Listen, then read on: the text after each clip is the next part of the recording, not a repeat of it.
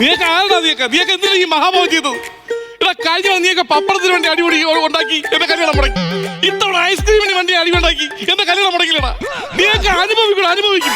ഒരു ഐസ്ക്രീമിന് വേണ്ടി ഒരു കല്യാണം മുടക്കാന്ന് വെച്ചാ കൊതിയാൻ പോലുണ്ടോ ഈ നാട്ടില്? അന്യാ ടേസ്റ്റാണ് കേട്ടാ. 6000 അടി ഉണ്ടാക്കി പോകും. പക്ഷെ ഈ കാണിച്ചത് വെറും മോശമായി. ഒരു കുടുംബത്തിക്കാരും കാണിക്കുന്നത് കേട്ടാ. അത്ര വിഷമോണ്ടിരിക്കും.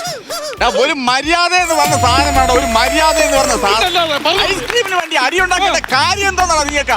ഐസ്ക്രീമിന് വേണ്ടി അടി ഉണ്ടാക്കേണ്ട കാര്യം എന്തോന്ന്? 400-500 ഷുഗറുള്ളവന്മാരാണ് ഐസ്ക്രീമിന് വേണ്ടി അടി ഉണ്ടാക്കിയേക്കുന്നത്. എടാ നീയൊക്കെ കിടന്നുറങ്ങുമ്പോ 1 മണിക്കൂർ നിന്ന് എണീക്കാൻ താമസാലേ പിറ്റേ ദിവസം ഉറുമ്പും കൂട്ടി നിന്നെ കിടത്തോണ്ട് വരേണ്ടി. ഒരു മര്യാദ എന്ന് പറഞ്ഞ സാധനം. അത് എന്റെ കല്യാണത്തിന് കാണിക്കുന്ന കാര്യം ഞാൻ എന്ത് തെറ്റ് ചെയ്ത്? ഇത് ഐസ്ക്രീം ഇത് ആരാണ് ഇത് കാണിച്ചത്? ഇത് ഞാൻ ചോദിക്കട്ടെ, ഇവനെ ആരാണ് ഇവിടെ വിളിച്ചത് ഈ കല്യാണത്തിന്? വിളിക്കേണ്ട കാര്യമുണ്ടോ? സ്വാഗതം ബോർഡും 2 കരിക്കുമൂലയും കണ്ട അപ്പഴെല്ലാം വരുമല്ലോ പുതിയ മുണ്ട് കൊടുത്തു. ആരെങ്കിലും വിളിക്കേണ്ട കാര്യമുണ്ടോ? ഒരു മര്യാദ ഇല്ലാത്ത കാര്യം. ഹിമക്കരടി ദൂരെ പോണു. ഹിമക്കരടി ആര് കല്യാണത്തിന് വിളിച്ചത്? അത് ഹിമക്കരടി ഒന്നും അല്ല. പിന്നെ ആദ്യം നിന്റെ ഐസ്ക്രീം പെട്ടിയിൽ എടുത്തിയാടി നിന്റെ അച്ഛനാണത്. പിന്നല്ല അത് ഏകത്തെ മൊത്തം വെച്ചോണ്ട് ഓടോണ്. ഹിമക്കരടിയാ ഐസ്ക്രീം പെട്ടി എടുത്തിയാടി. എന്റെ അച്ഛൻ പോണ പോയോ എന്റെ അച്ഛൻ. അളിയാ പേടിയാന്നറിയാ. എന്താടാ? ഓ ചാത്തൻ വരുന്നു ചാത്തൻ. എടാ ഇത് ചാത്തനല്ലടാ. വയനാട്ടില് നിന്റെ പൊക്ക കുറഞ്ഞ കൊച്ചല്ലേ മുട്ടയടിച്ച അങ്ങനെ തലയിൽ ആരാ കോണൈസ്ക്രീം എറിഞ്ഞു പിടിപ്പിച്ചേക്കോ? ചാത്തന എന്തോന്ന് ബഹളോടാ ഇത്? ഇത്ര ഉണ്ടാടാ. ഒരു മനുഷ്യനല്ലേടാ നീയൊക്കെ? ഐസ്ക്രീം കണ്ടിട്ടില്ലടാ, മധുരം കണ്ടിട്ടില്ലേടാ, ആരും കഴിക്കാത്തമാടാ. അല്ല ഞാൻ ചോദിക്കട്ടെ, ഇത്രയും വഴക്കും അടിയൊക്കെ ഇവിടെ നടന്നു, പക്ഷെ എന്റെ അമ്മ ഇതെവിടെ പോയെന്നാണ് ഞാൻ ആലോചിക്കുന്നത്. എടാ നിന്റെ അമ്മ കുറച്ച് സാമ്പാറും പ്രഥമനും എല്ലാം കൂടെ വാരി കെട്ടിക്കൊണ്ട് ഒരു പിക്കപ്പ് കയറി വീട്ടിലോട്ട് പോയിട്ടുണ്ട്. അവർക്ക് അതാണ് അത്യാവശ്യം. ഒരു ചെറുക്കനല്ല കൊല്ലാക്കൊല ചെയ്യണത്. അതൊക്കെ പോട്ട്. ഇതെന്ത് കളിയാ അത് കവറിനകത്ത്? അല്ല ഇതെന്ത്? നോക്കട്ടെ. അത് വേറെ അല്ല, എന്റെ അനിയത്തി 2 മക്കൾ വന്നിട്ടുണ്ട്. അവർക്ക് 10 ഐസ്ക്രീം എടുത്തു വെച്ചേക്കുന്നു. വെറും 2 ഐസ്ക്രീം തുടങ്ങി അടിയാണിത്. 10 ഐസ്ക്രീം അടിയുടെ കവറിനകത്തിരിക്കുന്ന. അപ്പൊ ഈ മഴക്കളിയല്ലേ കളി ഉണ്ടാക്കിയത്? അത് എന്റെ തലയെ കൊണ്ടുപോയി. പിന്നെ ഞാനിതിൽ ഇടപെട്ടാളിയാ. ഞാനിത് ഇപ്പോഴാണ് അറിയുന്നത് ഈ അടി നടന്ന കാര്യം. എന്റെ തലയെ കൊണ്ടുവയ്ക്കേണ്ട കാര്യം എന്താണെന്നറിയാ? അളിയാ ഒരു കാര്യം ചോദിക്കട്ടെ, ഈ കല്യാണം നമ്മൾ ചാച്ച ഇപ്പൊ എവിടെ പെട്ടു? ചാച്ചൻ നമ്മുടെ കല്യാണം ചാച്ച ഷുഗർ 410 ഇന്ന് രാവിലെ ലാബ് ടെസ്റ്റ് ചെയ്തിട്ട് വന്ന ആളാ. അയ്യോ 2 പെട്ടി ഐസ്ക്രീം ഒറ്റ ഇരിപ്പിന് തട്ടിപ്പറിച്ചോണ്ട് ഒറ്റ ഓട്ടോ വരുന്നു. പിറകെ ഞാൻ ഒരു 108 പറഞ്ഞു വിട്ടിട്ടുണ്ട്. അതെന്തിന്? 1.5 കിലോമീറ്റർ അപ്പുറം പോകൂലേ, എവിടെ വീഴുന്നോ അവിടെ നിന്ന് എടുത്ത് പൊക്കിക്കയറ്റും. നമ്മൾ സേഫ്റ്റി നമ്മൾ നോക്കണം. എന്നാലും നാണം കെട്ട പരിപാടിയായി. പിന്നെ അല്ല, ഈ ഐസ്ക്രീമിന് വേണ്ടി അടി ഉണ്ടാക്കണതാണ് ഇവിടെ. എന്തോ ഒരു നാണം കെട്ട വീടാണിത്. എന്റെ മോളുടെ കല്യാണമായിട്ട് എന്ത് തോന്നിയാസമാണ് ഇവിടെ നടക്കുന്നത്? എന്റെ കുണം നിനക്കെന്ന് അറിഞ്ഞുകൂടാഞ്ഞിട്ടാണ്. അളിയാ മിനിയുടെ പപ്പ വരുന്നറിയാം. മിനിയുടെ പപ്പ വരുന്നു കൂടുതലെങ്ങ് കുനിയല്ലേടാ. കഴിഞ്ഞ പ്രാവശ്യം സ്വന്തം തന്റെ തേങ്ങ നീ എന്തിട്ടാ മിനിയുടെ പപ്പയെന്ന് പറയുമ്പോ ഇങ്ങനെ കുനിയണം? അത് വന്നിട്ട് പോകൂലേ? പെണ്ണുങ്ങളാകുമ്പോ ഇപ്പഴേ നീ ഇങ്ങനെ കുനിയല്ലേ? അതിന്റെ ആവശ്യം എന്തോ? പപ്പ വരുന്ന പപ്പ.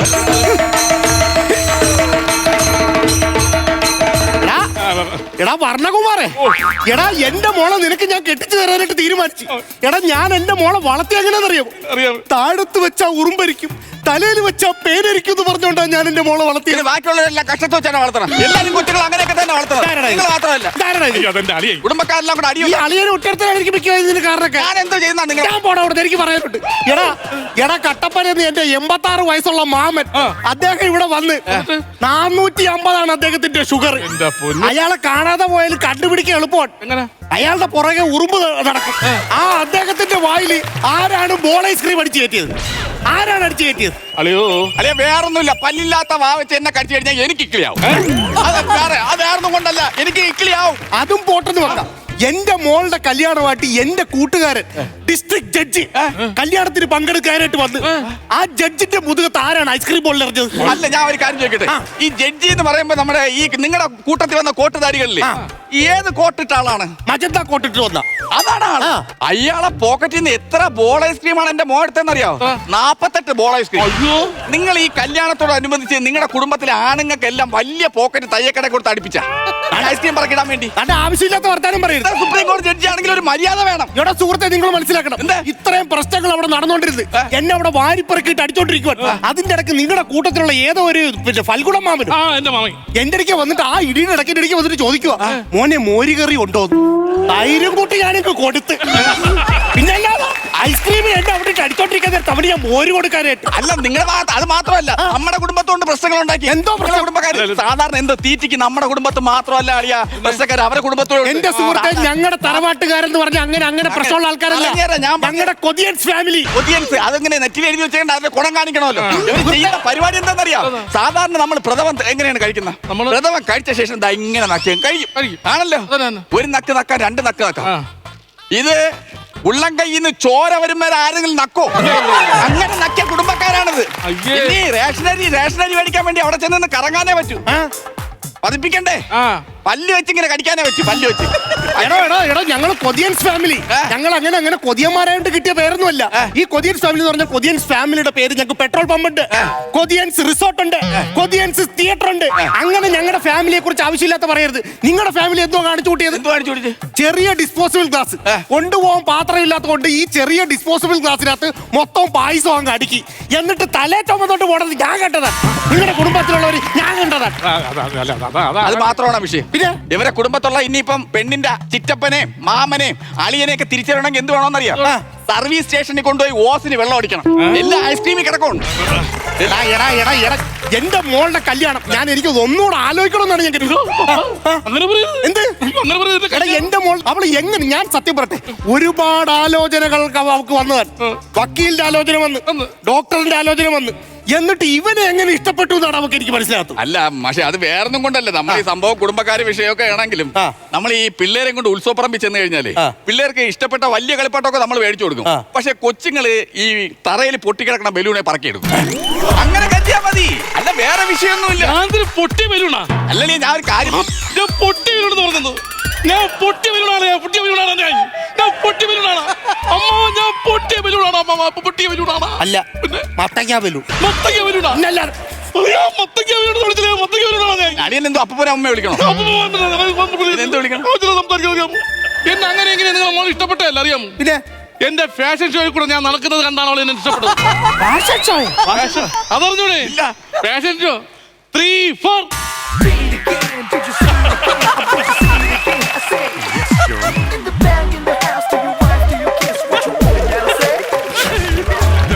ഈ നടത്തം എന്റെ കുടുംബ അമ്പലത്തിൽ ഞാൻ ആദ്യമായിട്ട് നടന്നപ്പോഴാണ് ഇങ്ങനെ പോലെ എന്നെ ഇഷ്ടപ്പെട്ടത്.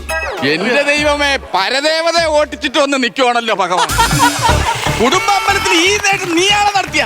ഞാൻ നിന്നോട് ചോദിക്കുവാണ്, ഈ പ്രശ്നം ഉണ്ടാക്കിയ ആരെങ്കിലും നിനക്ക് സംശയം ഉണ്ടോ? നിനക്ക് സംശയമുണ്ടോ? ഓ, ഭയങ്കര ചോദ്യം ചെയ്യലൊക്കെ കഴിഞ്ഞു കഴിഞ്ഞാൽ 2 പ്രാവശ്യം കൈ എഴുതാതിരുന്നുണ്ടിട്ടാണ് വന്നിന്ന് ഭയങ്കര ആക്ഷൻ ചോദിക്കുന്നത്.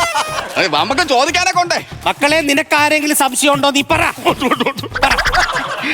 ലാലുവിന്റെ ചംച്ചം, മീനുവിന്റെ ചംച്ചം, മുരളിയുടെ ചംച്ചം, സുരേഷിന്റെ ചംച്ചം, ആര്യയുടെ ചംച്ചം,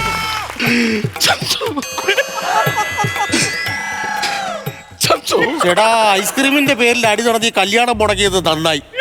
അല്ലെങ്കിൽ എന്റെ മോള് ജീവിതാവസാനം മൊത്തം ഈ ചംച്ചോം കൊണ്ട് നടക്കേണ്ടി വന്നേ. നമ്മളെ വീട്ടിന്റെ എവിടെയാടാ ഈ നല്ല സ്ഥാപനങ്ങൾ, വലിയ പ്രധാനപ്പെട്ട സ്ഥാപനങ്ങൾ ഏതൊക്കെ ഉണ്ടാ? ഞാൻ പോയിട്ടുള്ളതാ.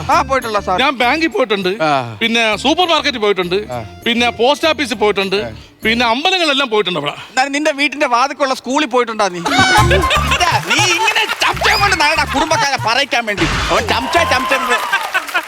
ഞാൻ ഒരു കാര്യം പറയട്ടെ, ഞാനൊന്ന് പുറത്തേക്ക് പോയിട്ട് വരാം. അതെന്താ കയ്യിലുള്ള കൗണ്ടർ തീർന്ന? അതുകൊണ്ടൊന്നുമല്ല. സംഭവം എന്താണെന്നറിയാമോ? ഇവന്റെ ഈ കോരാമ്പിച്ച് കാണുന്നതിലും ഭേദം പുറത്ത് കിടന്ന് അടിയുണ്ടാക്കുന്ന ന്യൂ ജനറേഷൻ പയ്യന്മാരില്ലേ, അവന്മാരുടെ ഇന്ന് ചെവുക്കല്ലിൽ അടിമേടിക്കുന്നതല്ലത്. ഈ കല്യാണം ഞാൻ ഒന്നുകൂടെ ഒന്ന് ആലോചിക്കുന്നുണ്ട്. ഒരു മര്യാദ എന്ന് പറഞ്ഞ സാധനം വേണം കേട്ടോ. ഒരു മര്യാദ എന്ന് പറഞ്ഞ നിന്നെ കരുതി എന്റെ കല്യാണം പഠിക്കാൻ അറിയാമോടാ?